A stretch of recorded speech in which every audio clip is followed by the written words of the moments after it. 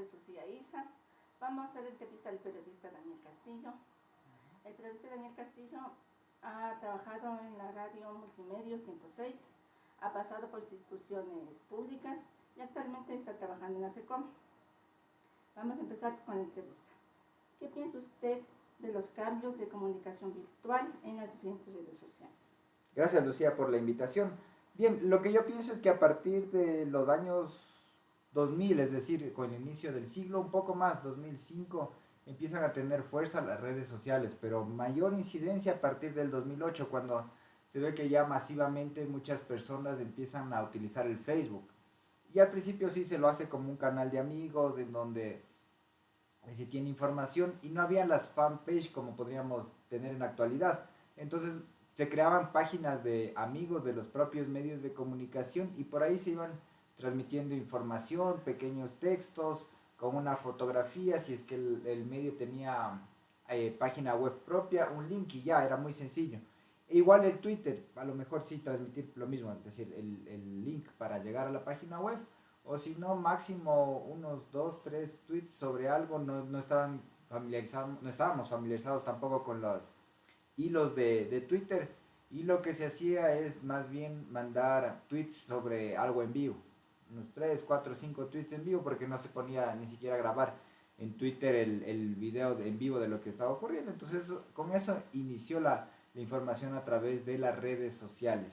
Y sí, los medios de comunicación, por ejemplo, como tú bien mencionabas, de Multimedia 106, eso era hace 10 años, por ejemplo, de alguna forma aquí en Quito sí innovamos en el sentido en que, por ejemplo, a partir de que se transmitía en radio, también hacíamos la transmisión, en ese caso no en Facebook, sino en la misma página web, teníamos nuestra propia plataforma de la radio en Multimedia 106 y ahí transmitíamos. Entonces, hoy se ha innovado, todos los medios transmiten en vivo por Facebook y ya, y salvas, digamos, la situación e incluso quedan los videos cargados ahí mismo en el Facebook o en YouTube si ya tienes el número de suscriptores permitidos o necesarios para hacerlo y transmites por esa vía. Entonces, pero yo podría marcar que a partir del 2008 es un cambio fuerte, sobre todo en nuestro país, donde las redes sociales empiezan a ser unas vías de información y claro, hay que también por otro lado ver desde dónde nace la información y descartar las fake news, que hoy es lo que también nos afecta, nos puede engañar y peor, hoy que estamos cerca de las elecciones del 20 de agosto. ¿Qué pasó durante la pandemia?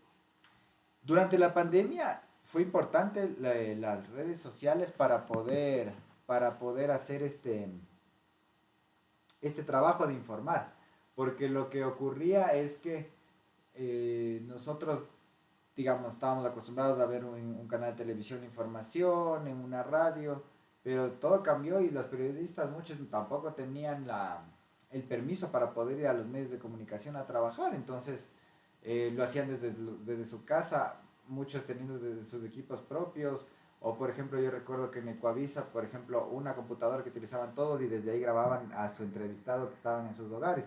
Pero también las redes sociales fueron una parte importante para poder informar. ¿Por qué? Porque ya Facebook te permitía, y ya te permite en actualidades, poner una grabación en vivo y, por ejemplo, informar lo que está ocurriendo en este momento. Lo propio Twitter, de lo que te comentaba hace un momento, antes ponías unos 2, 3 tweets o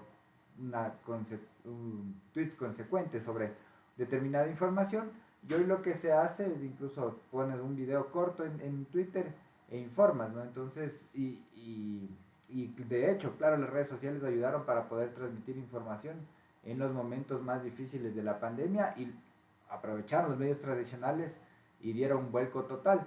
Y por otro lado podríamos mencionar que a partir de la pandemia también crecieron muchos medios, por ejemplo, el más fuerte, digamos, aquí en Quito, La Posta, que transmitía por Facebook, lo hace por YouTube, y de alguna forma así se ha consolidado como un medio virtual, como un medio online. Entonces, a partir de la pandemia, sí, muchos medios también se han desarrollado, otros no lo hacen tanto porque creen en cambio que es muy fácil, o sea, porque dices, claro, no necesitas la inversión de tener una oficina tan grande como un periódico, como un canal o las instalaciones de una radio, pero sí necesitas de alguna forma presupuesto y también tiempo. Entonces, por eso es que yo creo que algunas páginas web o algunas, por ejemplo, en Twitter o Facebook, que se crean fanpage o tweets de algunos medios que tratan de ir creciendo, se quedan en el camino por esas dos razones.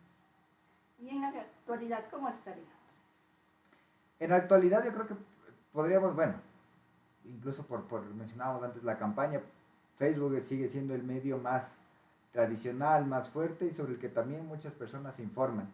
Pero por otro lado también está el Twitter, que es el medio, podríamos en cambio decir, el más político, donde realmente recibes noticias, pero está ganando también bastante peso el TikTok. Hoy leí una noticia precisamente, no en nuestro país, pero en Reino Unido, es la vía por la que se informan más los jóvenes. A través del TikTok es por donde más se informan. Entonces es importante, es importante mencionar eso porque es otra red social que está tomando fuerza para que los chicos, sobre todo los jóvenes, se informen a través de esta plataforma. Y claro, hay veces que entre escuchar noticias, a mucha gente, yo he oído que dice, ya no quiero oír noticias, no oigo noticias, pero más bien se informa por redes sociales, ocurre mucho eso.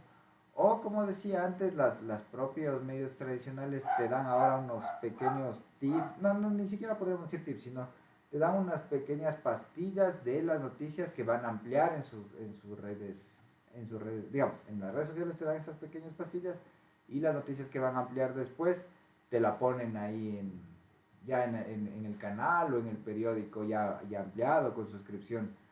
Yo en lo que sí veo que ha habido un poco de reducción, digamos, es en cuanto a los noticieros. Antes, por ejemplo, Sonorama, sí, tiene sus 15 minutos Sonorama, que se dice, pero ya no están tantos periodistas a las calles. Ya no hay tantos periodistas de radio que hacen coberturas como antes. Eso ha ido disminuyendo en comparación a lo que había antes.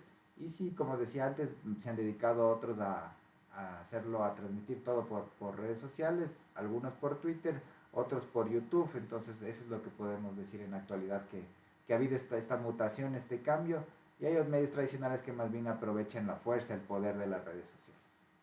Gracias por la entrevista. No tiene que, gracias a ustedes por entrevistarme.